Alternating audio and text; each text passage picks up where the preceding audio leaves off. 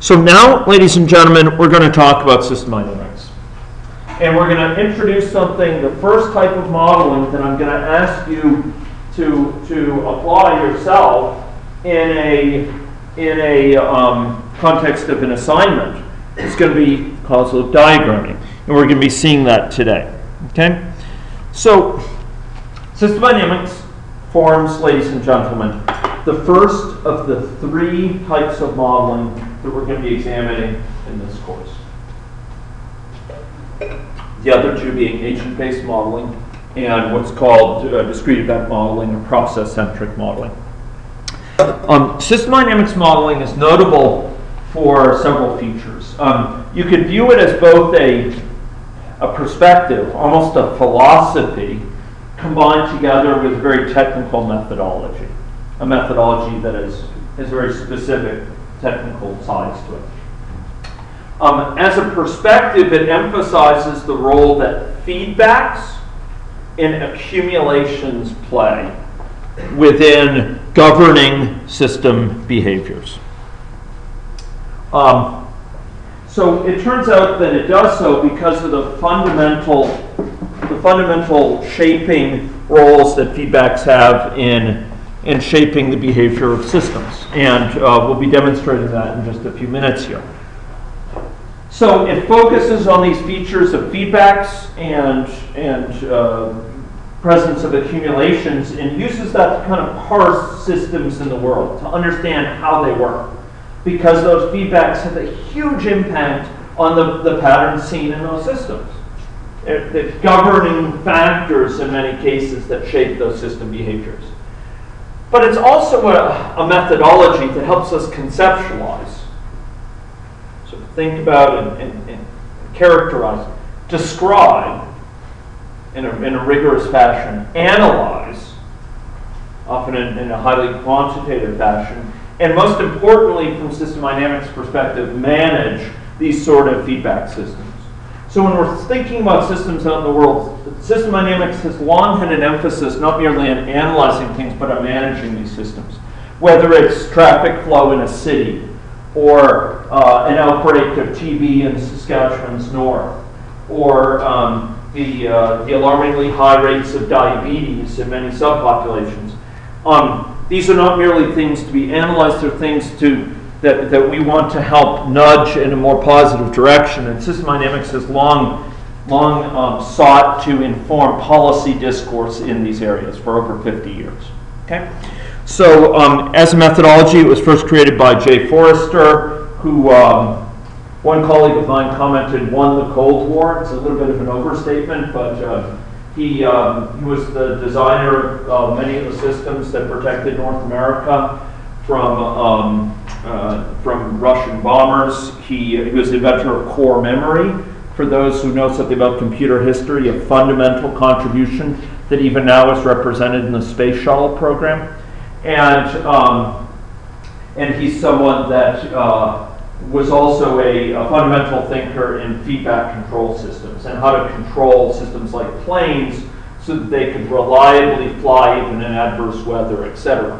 And he brought those insights from those areas to bear, which he had developed as a professor in electrical engineering and computer science at MIT. He brought them, at his time it was just electrical engineering, and he brought it over into the Sloan School of Management, the School of Management which focused on business systems. And he launched in the late 50s what he called industrial dynamics, this system to help use system dynamics to analyze and better manage companies in corporate affairs, which was subsequently spread throughout wide varieties of application. So what does system dynamics offers? Well, it's distinctive for offering a variety of features. One of them is it has qualitative and quantitative components. And we'll be emphasizing the qualitative side today and quantitative sides in some subsequent lectures. It has a natural emphasis on incremental and iterative development that delivers value from the very earliest stages of a modeling process. From the very first meeting with stakeholders, you can use the tools of system dynamics to deliver value. And it really emphasizes working with stakeholders and changing how stakeholders think about a situation to improve their mental models. This is one of its most significant significant perspectives. It is accompanied by some very sophisticated software that allows you to depict the what of a system while abstracting away from the how. It allows you to focus on what the system, what its pieces are and how they're related, rather than describing it with large amounts of software engineering. At the same time, it has a very rigorous mathematical foundation rooted in differential equations. How many people here have worked before in a class involving differential equations? I've seen them formally in classes. Okay? We stand in good company. This is great. Those of you who haven't seen differential equations before, they're an incredibly powerful tool for characterizing phenomena in the world that's leveraged directly by system dynamics. And if you've taken differential equations before, you can literally go look at a system dynamics model. Simply by looking at it, you could then write down what the general form of the differential equations will be, and then by looking at the formulas, you could write down a complete series of differential equations represented by that system dynamics model. There's a one-to-one mapping between a system dynamics model on the one hand and differential equations. They're one and the same. It's just the differential equations are system dynamics way of producing a quantitative model, stock and flow model. There's a rich set of analysis tools that leverage those differential equations and techniques for interfacing with stakeholders. We don't have as much time as I would like to cover much of this material, and you'll find me covering it in greater detail online. But I did want to discuss a few features of the situation. The first is to just note that within the context of this course, when we see different modeling methodologies, we should realize they differ not only in terms of the formalisms, how the particular mathematical constructs, the particular mathematical techniques they use to characterize the situation, but they also differ with respect to the questions that they bring to bear, the questions that they ask. And system dynamics is particularly focused on questions that have to do with management of systems and questions that have to do with changing how people think about a situation. And you'll find system dynamics as a result applied to everything from more qualitative problems to more quantitative problems, from systems which involve more subjective components to those that involve more objective components. You'll find system dynamics models that depict factors that we know to be important but are hard to measure, like the occurrence of stigma involving a disease, or the occurrence of aspects of prejudice, or aspects of feelings like love and strength of love.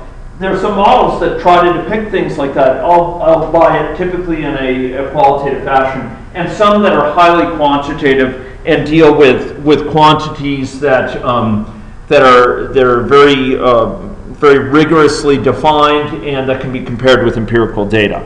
So you'll find this sort of broad set. Much of system dynamics' emphasis has been on fostering participatory discourse.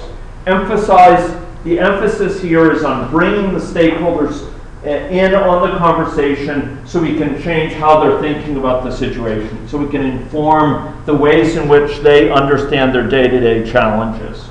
And much more so than agent-based modeling or discrete event modeling, this is a central theme of system dynamics.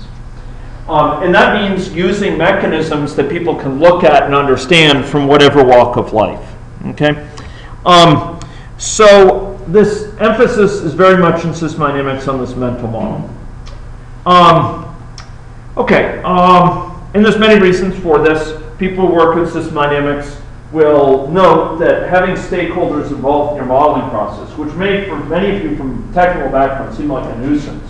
Why do you want someone who's a health decision maker involved in building this model? Isn't that just interfering with it? The answer is no. And those of you who are in 370 or have taken 370 or 371 will perhaps soon learn, or have already learned, that involving stakeholders in software development projects can actually be really important in enabling for developing confidence and getting ongoing guidance for those projects. And it's similar with system dynamics. System dynamics projects are guided often in very informed ways by stakeholders, and the stakeholders come away with changed understanding of the situation. Stakeholders often buy in more to a model that's been developed with them. So the tools we'll be seeing here are applied by some of my colleagues, such as Peter Hoffman in Washington University in St. Louis, or colleagues in SUNY Albany, and work with communities worldwide. This particular case, Peter describes as a situation where he was engaged in a system dynamics modeling project in a rural village in India concerning environmental degradation experienced in the area of that village. And this woman happened upon the meeting. It was a meeting that was almost entirely attended by men prior to that. And she watched for a couple minutes. And she walked up to the board and said, "You're missing something important from this model. You need to put in this, that, and that. And you've left out a key component."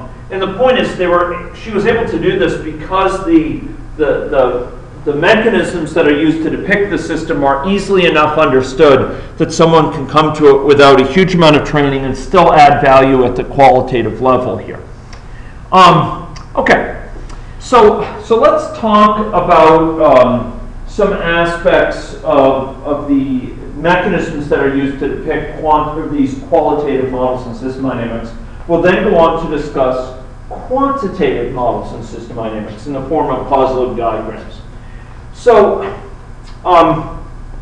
when we build systems using system dynamics, our focus, as I mentioned, is on feedback loops. It's on situations where a given change at a point in the system ripples around and either pushes back against that original change or amplifies it.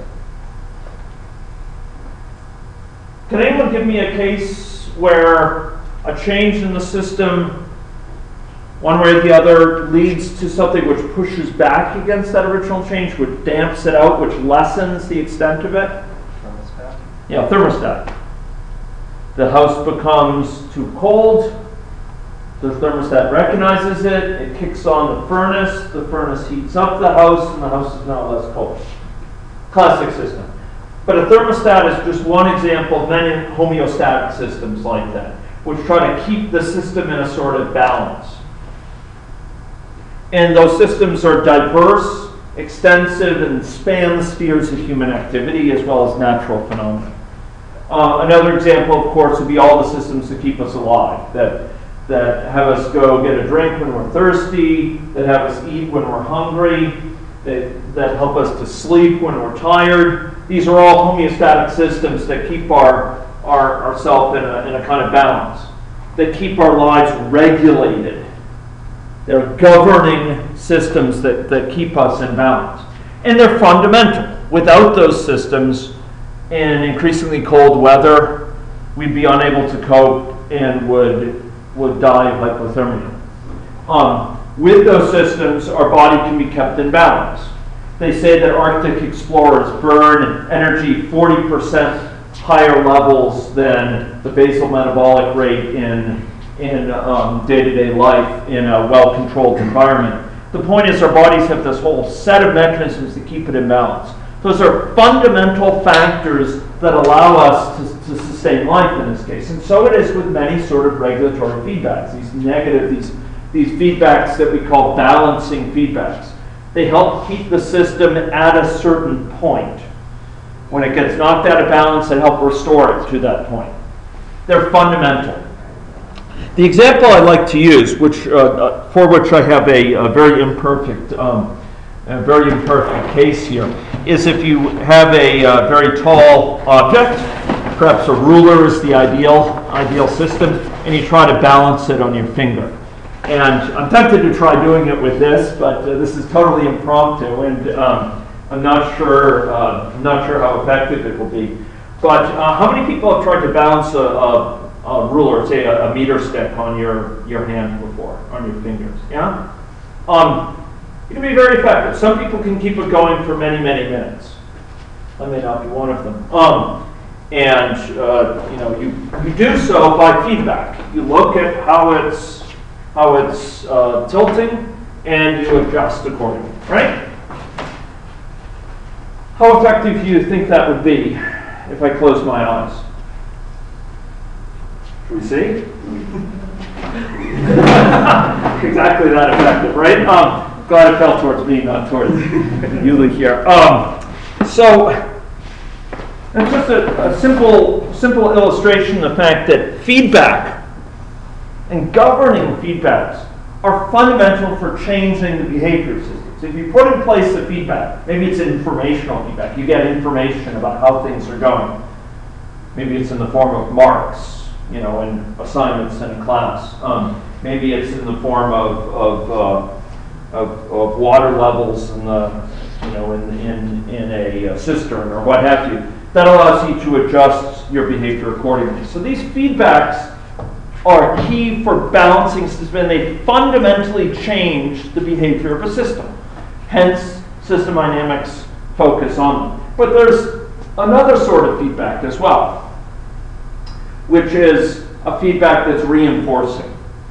A feedback that we call positive feedback, not in a normative sense, not in the sense that it's a good feedback, but in the sense that a given change in a positive direction of a given variable, maybe it's a bit of sound into a microphone, placed a bit too close to a speaker, what happens?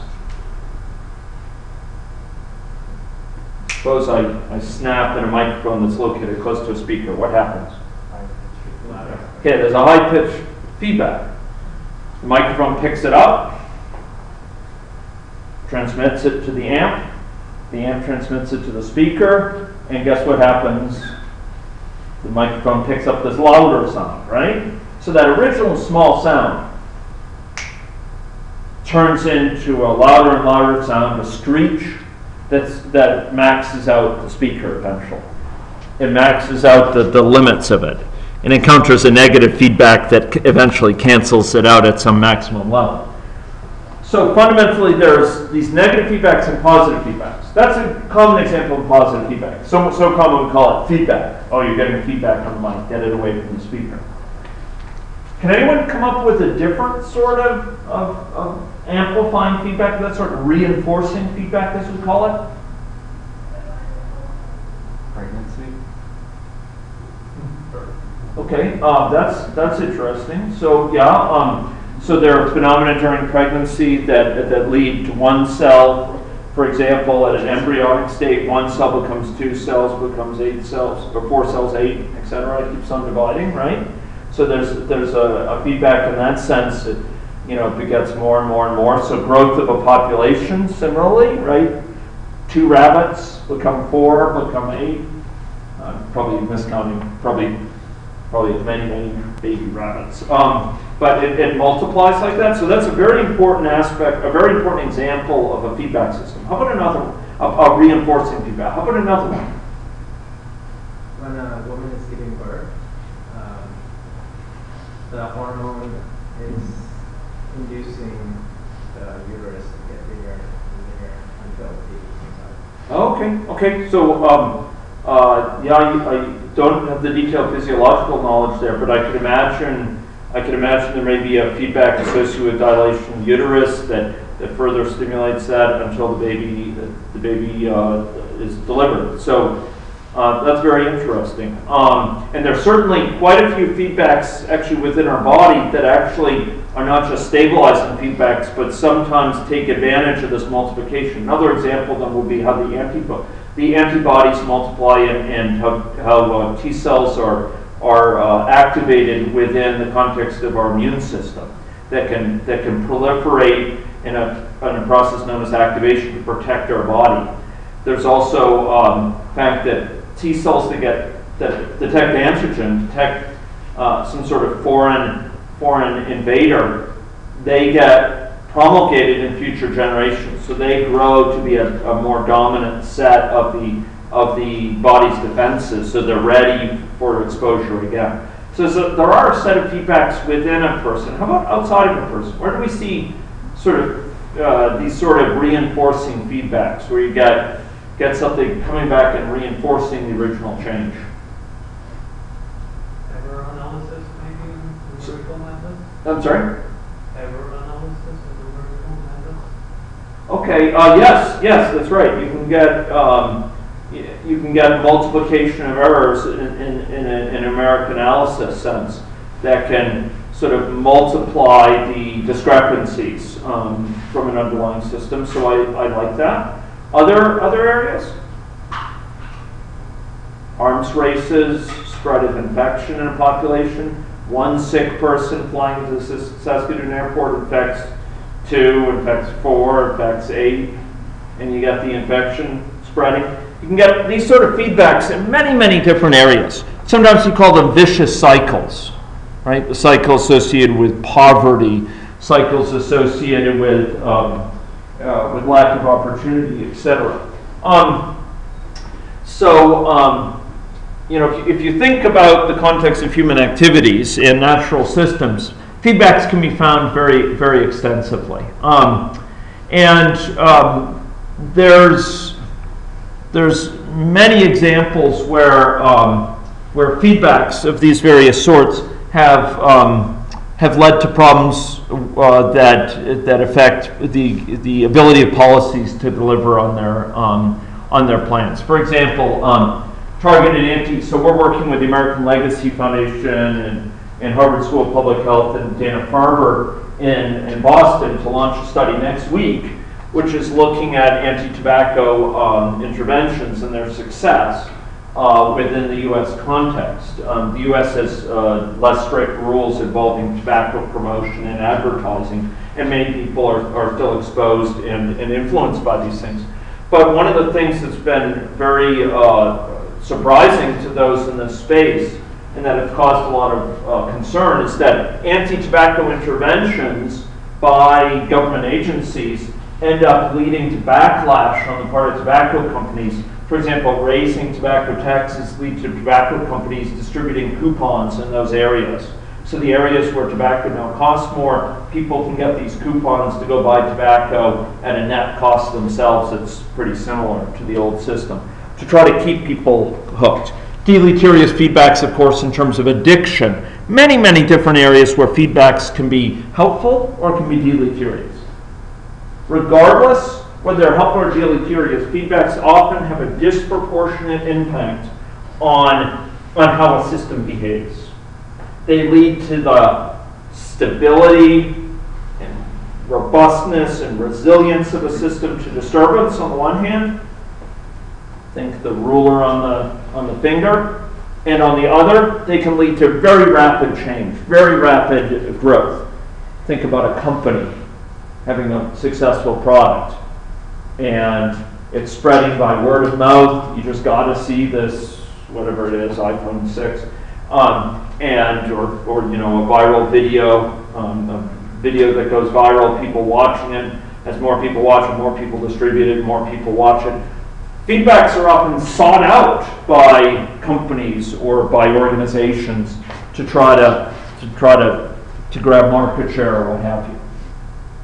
So feedbacks have a lot to do with factors we see in the world. And in system dynamics methodology, in qualitative methodology at first, we'll see how we depict feedbacks. You see an example here. And we'll then go on to see how they're depicted at a quantitative level in what are called stock and flow diagrams, which correspond to differential equations. Okay? So here we have one of the feedbacks I mentioned, a homeostatic feedback involving hunger on the one hand and food ingested on the other, shown. And we indicate this with what's called the causal loop diagram. Causal, because it's not casual, by the way, it's causal. You get that confusion every year. It's not a casual. You can sometimes construct them casually, but the more important point is that they attempt to depict a hypothesis of the causal structure of a system. A affects B in what way? An increase in A, all other things being equal, tends to lead to an increase in B, would be labeled with a positive loop. So if you increase hunger, all other things being equal, the amount of food you ingested will be higher than it otherwise would have been, than it would have been if you weren't hungry. So increasing hunger and food ingested is a plus, because it leads to an increase in hunger leads to an increase in food ingested, all other things being equal, compared to the value it otherwise would have had. Okay? Meanwhile, food ingested and hunger are linked with a negative sign here. That means all other things being equal, if you increase food ingested, your hunger will tend to be lower than the value it otherwise would have held. Do you appreciate that? Do you understand that? So we have a positive link and we have a negative link. And that leads to a net negative by the equivalent of what we call the rule of signs. If you have two negative in a row, it's the equivalent of a positive. If you increase A and you decrease B as a result, and B is linked to C in a negative link, then decreasing B will tend to raise A. So they cancel to be a positive. So you can count the number of negative signs as a simple rule of thumb, but it's better to think it through, and you can see this negative loop here. Okay? Now, there's a mathematical meaning behind this in terms of partial derivatives. Partial derivative, if you have x linked to y, then partial y, partial x. How much y changes based on a given change to x, and that's greater than 0. If it's negative, it indicates less than 0. Okay? Are people comfortable with that idea? This idea of those sort of linkages? We'll be going through a bunch of examples now, so I won't be relying just on this example. Okay, and I've tried to unpack this, such as the strictures of this projection that it's partly truncated, but I've tried to unpack it in words, and they'll be posted on the Moodle site. All else remaining equal, an increase in the first variable increases the second variable. Above that, the value it would have otherwise held. That's what a plus means, and here decrease. Okay, so let's talk about some of these things. So maybe I'll just give a few pointers. If you're dealing with a set of links, maybe in a loop, or maybe from several different factors, you want to think about each link initially in isolation to figure out its polarity, and then you can reason about the polarity associated with the whole pathway. And it's easiest if you just ask for a given link, for example, okay, if it's A going to B, if A increased, would that tend to increase B, or would it tend to decrease B compared to the value it otherwise would have had? Okay, so you want to think about each link in isolation, and then you can think about the combined effect. People comfortable with that idea? Okay, let's go we'll go look at some examples and bear in mind that there are some tips on this. Okay, so sometimes you'll find that in a given link, it's not clear what the polarity is. An example would be overtime and work accomplished per day. Overtime is practiced whether it's on a software development project on the one hand or a construction site on the other. Someone could say, well, it's not clear. There's no clear relationship. Typically, in those cases, we unpack it into several different causal pathways. So, for example, overtime leads to more time spent working, which by itself, all other things being equal, might increase the amount of work accomplished per day. This is work accomplished per day. On the other hand, overtime also leads to some facts that might have the opposite effect. For example, overtime leads to greater incorporation of outside tasks at work. You start doing more personal emails at work. You start dealing with juggling childcare responsibilities at work. You start dealing with engagement with business with your bank at work because you can't visit them in person, and that tends to lead to less efficiency. And as a result, the net change in work accomplished per day is negative, because there's a net negative along this path. Positive, negative, positive, net negative.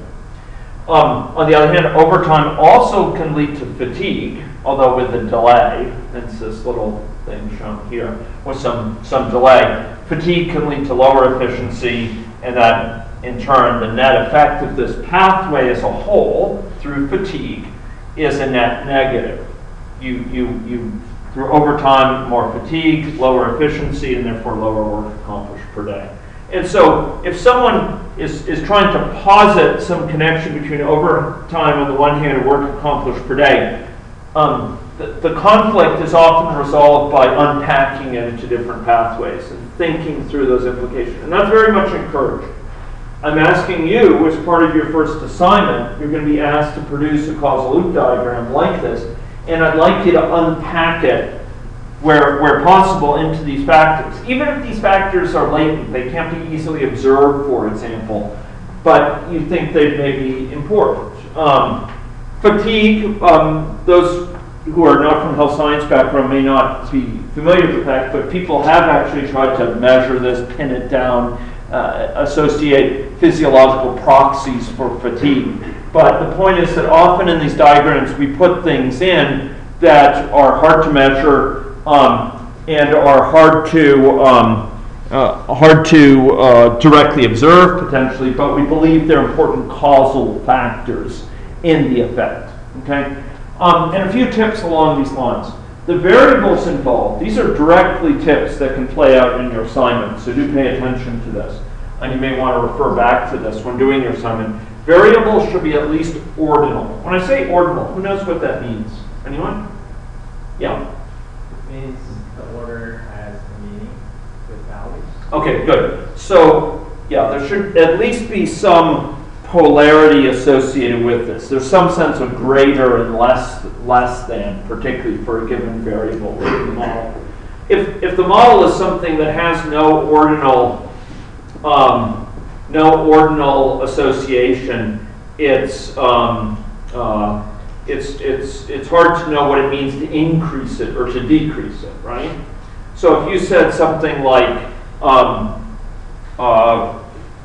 I'm having trouble coming up with one, but maybe color. Putting aside the issue of faded color versus more color, it's not clear what does it mean to be more colored. Okay, bad example. But there are cases where we have examples where it lacks ordinality. It has no clear. So ethnicity. Okay, ethnicity. Okay, there's a variable ethnicity somehow more ethnic. It doesn't really make sense. More gendered or more. No. Anyway. They should be noun phrases typically. The variables. They should be something that has a noun phrase. They may be nounified verbs, and they should have unambiguous polarity. Remember factors involving people. A lot of those, particularly from engineering background, are very, very comfortable thinking about the feedbacks and systems involving inanimate objects and things out there that are not in the human sphere. We computer scientists do this all the time traditionally, right? So I know people who are involved in the Kuala Lumpur airport planning, and they plan this magnificent airport, which I passed through many times, wonderful airport, but it had terrible problems being launched. And what happened is a lot of the people involved in it ended up blaming others for it. They said, well, they didn't enter the data for it properly. The point is that a lot of aspects of human activity are part of the system. If you're building a giant IT system, having a system that's clear enough that it won't lead to mistakes in data entry, having a system that makes it really easy to enter data so people will want to instead of ignoring it, that's part of the system. Human factors are often key components in affecting the success of a project, an enterprise, a goal, a policy. And some of the most brilliant of policies have fallen flat in the face because they don't take into account the people side of things, the fact that people behave in ways that are unanticipated. And you find in the health space case after case of things that just run into walls because people don't cooperate. Even with the best of education sometimes. I know, so I work closely with our TV control folks and people who directed that program for decades.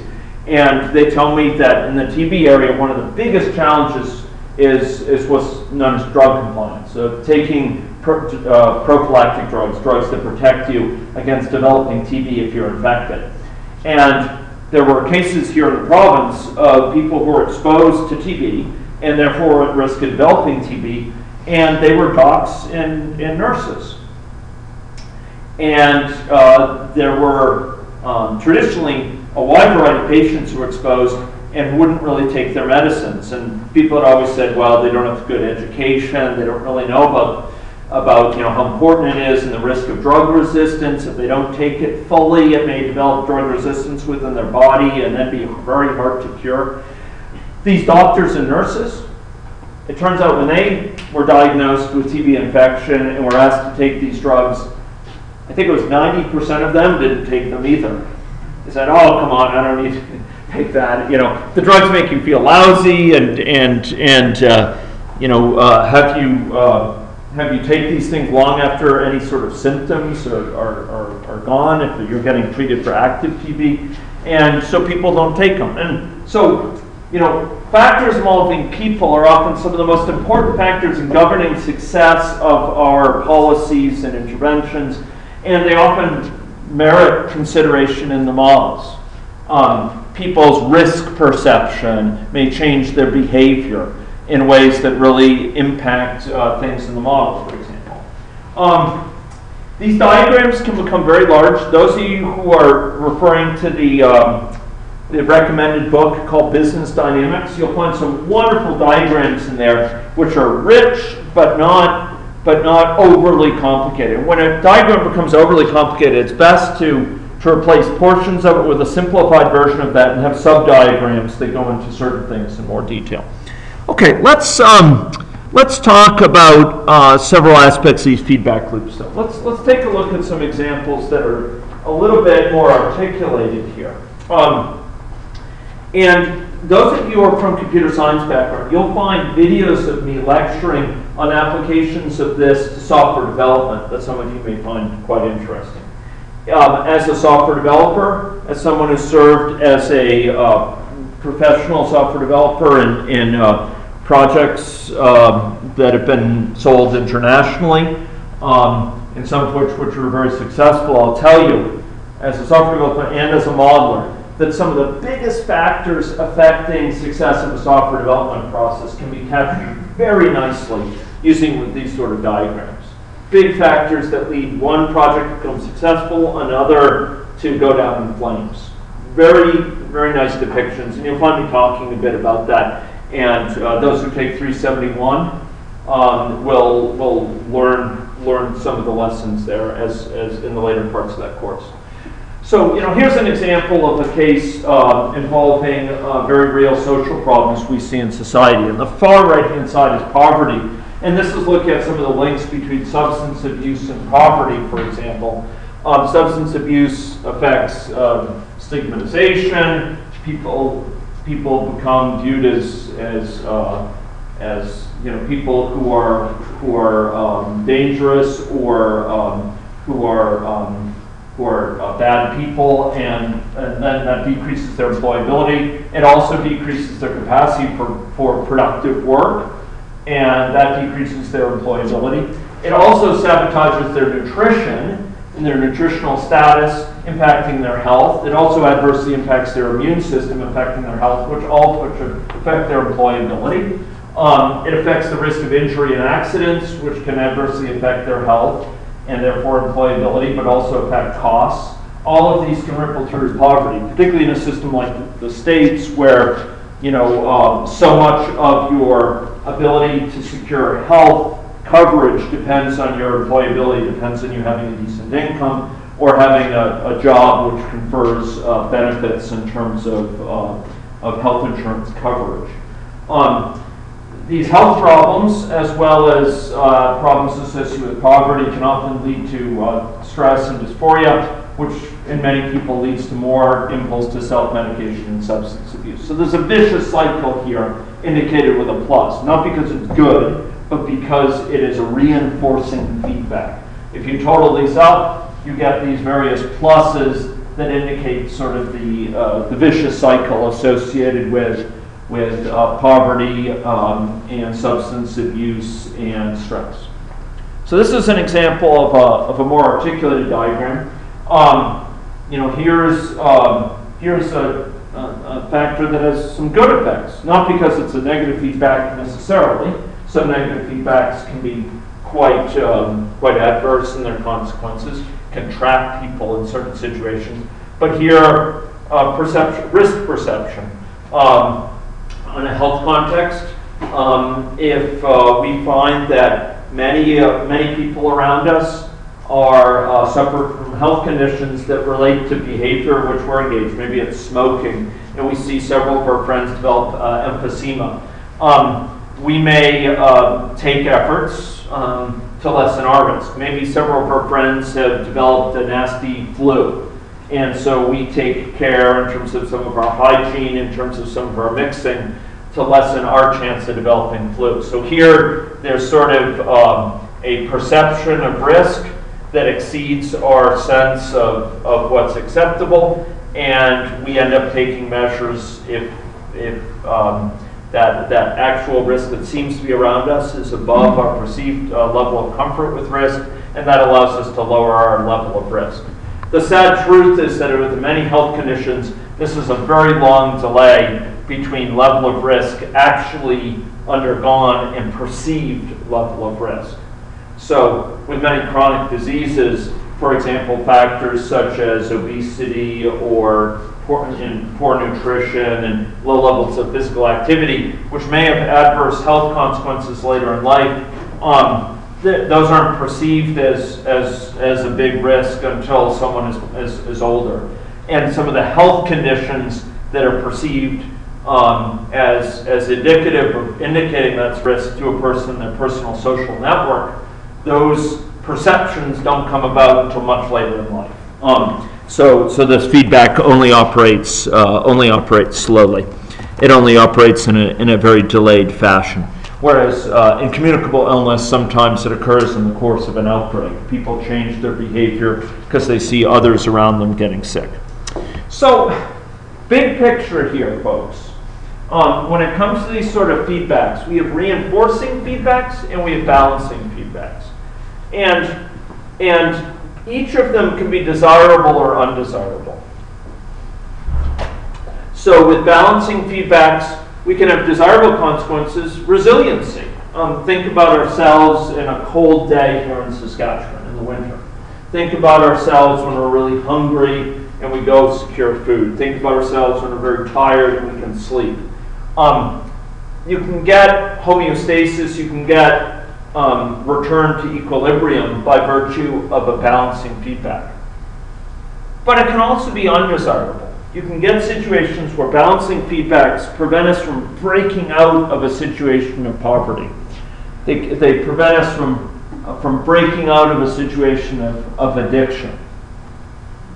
And they can have undesirable effects. So when it comes to system dynamics modeling of situations, we may depict balancing feedbacks, and sometimes we seek to structure interventions by putting in place negative feedbacks that will secure resiliency about the things we care about, but also decrease the undesirable feedbacks, lessen their grip, lessen the grip of the addiction to nicotine that keeps us addicted to cigarettes, for example, so that we can break out of an addiction there, or break out of an addiction to alcohol. So by depicting feedbacks explicitly, we can reason about interventions that would lessen certain feedbacks or amplify desirable ones. Similarly, reinforcing feedbacks are sometimes viewed as desirable. From a corporate perspective, they're viewed as highly desirable. You want people spreading your products by word of mouth and more people buying it, you want to see that sudden growth in market share associated with that. From a perspective of interventions, there's also opportunities to gain there in terms of peer counseling efforts to sort of change attitudes and beliefs with respect to a health intervention. We want intervention to grow quickly. You have trainers who train the trainers who train more, and so you have this growth in the number of people who can help out delivering an intervention or what have you. And then there's reinforcing feedbacks that are adverse, that are undesirable. An example would be spread of infection, certain types of substance abuse, violence, AIDS, and poverty associated with many coupled, as they say, syndemics, cycle of violence, cycle of poverty, etc. So here we have a set of different, sort of 4 quadrants, and system dynamics as a methodology seeks to depict, using causal diagrams initially, and then with stop and flow diagrams, seeks to depict systems using these sort of feedbacks so that we can reason where to intervene in each of these areas. And sometimes that involves creating new linkages, new links within that diagram so that we have desirable balancing feedbacks in effect, for example. Now, the rest, you could see that whether it's in the corporate sphere or other spheres, some leading thinkers have really started to articulate, or for decades have articulated things in terms of these feedbacks. We don't have time to go into this. I wanted to get those few points in about the modeling process early on, and that's going to prevent me from going into detail here, but you'll find videos of me introducing some of these very detailed examples here, many of which are relevant to software development, to health, or other areas. Some related to the software, to the behavior of computer systems and computer system performance. So hopefully you might think about those seeking for a little bit more background. Review some of these diagrams in this lecture or through my videos, and you'll find lots of other documentation.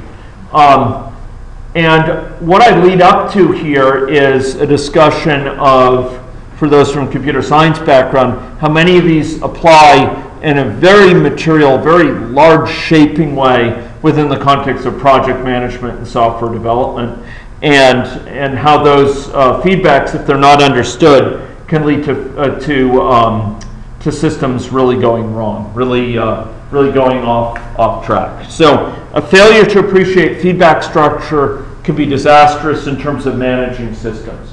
And one of the key factors here, folks, as a teaser for those who might want to view this material online, is that often people who don't appreciate the feedback involved in a system will end up mistaking the symptom for the cause. They'll find, for example, a team has low productivity that it's exhibiting, and they'll tighten the screws in terms of forcing people to work overtime. They'll tighten the screws in terms of cutting out opportunities for outside activities for the team, morale-enhancing activities, fatigue-reducing activities, and as a result, they'll cancel out the negative feedbacks involved. They'll eliminate some of the balancing feedback, some of the feedbacks that keep the system in balance, that allow people to blow off steam or otherwise keep themselves healthy and mentally well.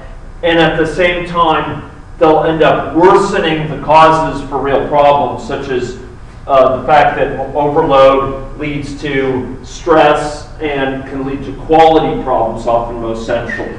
With software development, if people are fatigued, they're overloaded, they're not feeling good about their work, they'll either walk out the door, they'll produce software code that's not up to standards, they won't be able to debug as fast, they won't be testing as effectively, and that makes the situation even worse in terms of low productivity. So often if a manager in a software project doesn't appreciate the feedback structures involved, they may do things that are exactly the opposite of what you want. Whether it's hiring new people, whether it's penalizing people who are finding bugs, penalizing the team for having lots of bugs where really it's being good and finding the bugs, or they'll inflict very long hours on the team that are adverse and that worsen the underlying problem. They'll go after the symptom, the fact that it's behind schedule, that it's over budget. They'll tighten the screws in ways that are exactly the opposite of what you want to do. Exactly worsen the situation rather than bettering it, because they've confused the symptom with the cause. Okay? So you'll see videos of me explaining this in a little bit more detail and just how adverse those sort of managerial decisions can be online. Okay, so that's all we have time for today. Thank you for your patience due to my late arrival from this other meeting.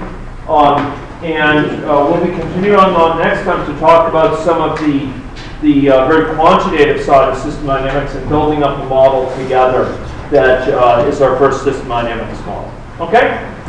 Thanks very much.